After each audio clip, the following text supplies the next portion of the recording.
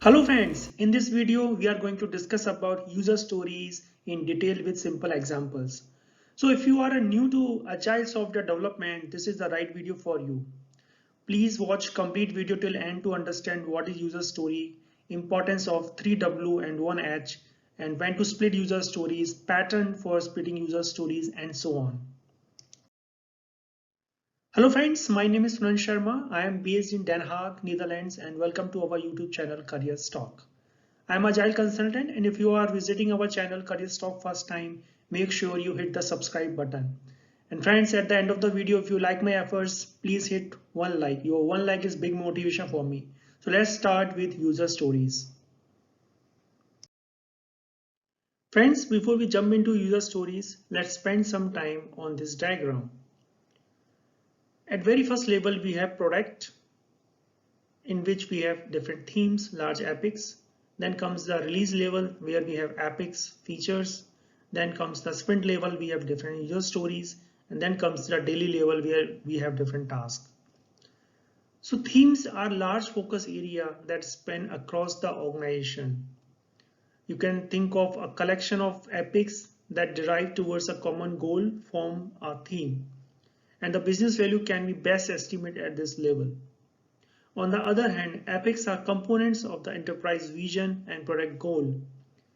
And you can say in a nutshell, an epic is a large chunk of work you cannot deliver during one sprint.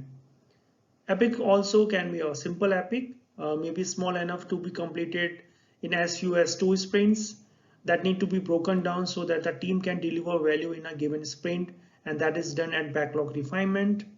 Then we have a large epics that might take several quarters or year. So that required a PO to work with leadership and the team to create roadmaps. So most valuable features are created first. So in a way, stories and epics in Agile are similar to stories and epic in films or literature.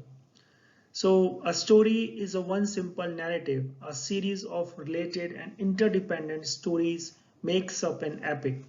The same is true for your work management, where the completion of related stories lead to the completion of an epic. So what is a user story? In a nutshell, a user story is a simple, clear, short description of customer valued functionality. User stories capture who, what, and why of any requirement. So what makes a good user story? So these are the attributes of a good user story. Please remember this acronym INVEST, that is for independent, negotiable, valuable, estimable, sizable, small to be completed in a sprint, and of course testable. Now these are the important component of a user story, that is who, as a type of user, as an admin, as an end user, what exactly, who is going to use this requirement, what. So what is the goal, what we want to achieve out of it, and why, so that the value proposition which the user this particular requirement will bring. And how is the conversation part, how exactly the team is going to work on this. So it's mostly comprised of different technical aspect, and of course the acceptance criteria, how the team will know that when this particular user story is completed. So that will come under acceptance criteria. We will discuss acceptance criteria in detail. Okay friends, so this is a typical user story template. As you can see, a user story should have a title. Then as a type of user, I want that particular goal, so that the value proposition that will be that particular requirement is going to bring. So basically who is required, what is required, and why is required. We have just seen in our previous slides. So another important thing is about taking notes, assumptions, and constraints. So whenever as a developer you feel that there is some risk which is associated or any constraint, please you need to highlight to PO, to team, to Scrum Master as and when you will found those. So the important thing is based on all these assumption constraint, you can prioritize, you can estimate your user story pretty well. So all these things is very much important, and please jot it down, all those notes, assumptions, constraints.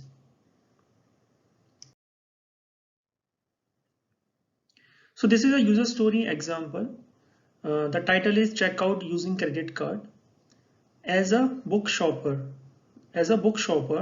I can check out using my credit card so that I can purchase a selected book.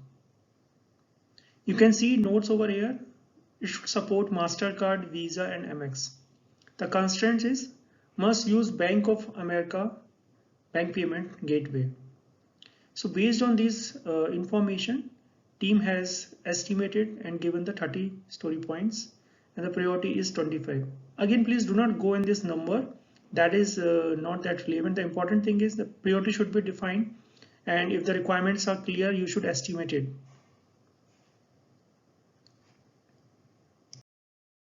Let's talk about acceptance criteria. The goal of acceptance criteria is to clarify what the team should build before they start work, ensure everyone has a common understanding of the problem, help the team members know when the story is complete, and help to verify the story test cases. So most of the time it's BDD, behavior driven development. So as a PO, need to define the acceptance criteria for each and every user story, and this is a typical template, you can say a format for acceptance criteria, that is give the context, when obviously some event is going to be triggered, and then what's the outcome. So please remember this, you can say a high level template, a format for acceptance criteria.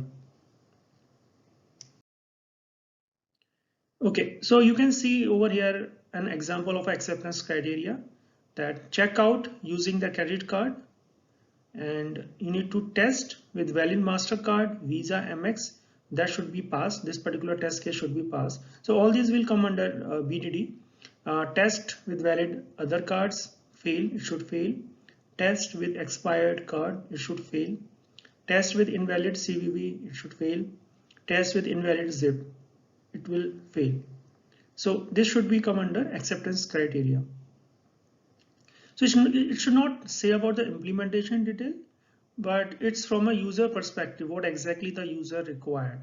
So that is a acceptance criteria. Okay, so other important thing is collaboration. So basically collaboration is a collection of requirements or information at one place, and also mentioning about like once done, how it can be validated to be done. So that is like a, over here we are doing the thought process in writing a user story, and this can be generally done with the architect in collaboration with POs. So basically it's all about the conversation, that okay, how do I describe what I want, how do I validate that this work is done, how do I code this feature, what are the details of this feature. So all these sort of questions you should ask in this collaboration session. So generally it happen after the refinement, when the PO is already mentioned about all the requirement, and if you have any queries, doubt, if you have finished. So first half is for that, and the second half you can ask this sort of questions. Or if not, maybe after that with your solution architect or someone, you can have this kind of collaboration sessions. Okay, so Scrum does not say no documentation. So you have to do a required documentation. The important thing is just keep it very lean. So you may have different conversation that may lead to additional documentation. So the idea is just in time documentation and just enough documentation. So sometimes even the MOM will suffice. Even if you create just some diagram on a whiteboard, that is also suffice. You just take a picture and send it to everyone. Then there no need to be like have a 5 or 10 different pages of documentation, unless and until there is a major design change that is required. So of course there you will require the detailed design document. But normally the additional documentation is again come as a part of the user story. So you can attach as and when it's required the additional documentation. That can be any use case or test plan, it can be anything. Okay, so when to split a user story? So we can split a user story when they are dependent on each other, of course. So try the very important thing is it should be independent. So if there is any dependency, try to split the user stories. Of course, the user stories are too big. So ideally, you should not have more than 8 story points, and 8 is again exceptional cases. You will take 8 story points. Always try to break it into 5 or 3, something like that. So split your user stories, big user stories. Split stories into spike if complex or risky. So if you still into exploratory phase, or if you don't have much information about their user stories, you can take it as a spike. Compound stories. So in a very easy way, a good rule of thumb is to watch out for conjunction. So in a given example, as a restaurant seeker, I need to be able to find a restaurant that fit my taste and budget and is close to my location, and that take online reservation so that I can plan a dinner outing with friends. So you can see like lot of conjunctions are there, and you can break it down into further user stories. Friends, let's see how to break Epic into stories. So friends, don't be confused this with user stories. It's an epic. The way you can see over here, as a frequent flyer, I want to book flights customized to my preference so I save time. It's an epic, not a user story. So ask a lot of questions to your PO so that you can further break it into user stories. Now, give an example, you can see as a frequent flyer, I want to book a trip using miles so that I can save money. As a frequent flyer, I want to easily book a trip I take often so that I can save time. As a premium frequent flyer, I want to request an upgrade so I can be more comfortable. These are the way you have to break it down, your user stories, your epics. Now the question is how to split user stories. So stories should represent some level of end-to-end functionality. That is more important. And do not split into different tasks like design, code, front end or back end. Please avoid this kind of things. Deliver a cohesive subset of all the layers. Do simplest thing that could possibly work for your team. Friends, this is very important concept, vertical slicing. So the term vertical slice refer to a cross-sectional slice through the different layers that form the structure of a software code base. For example, as a very basic approach, a software project consists of 3 different layers, or you can say a component. At the very beginning, we have a data access layer, then we have business logic layer, and then finally we have a user interface, that is a top layer. Let's take an example of the vertical user story. So as an end user, I must be able to log in into a company portal so that I can perform the functions of my job.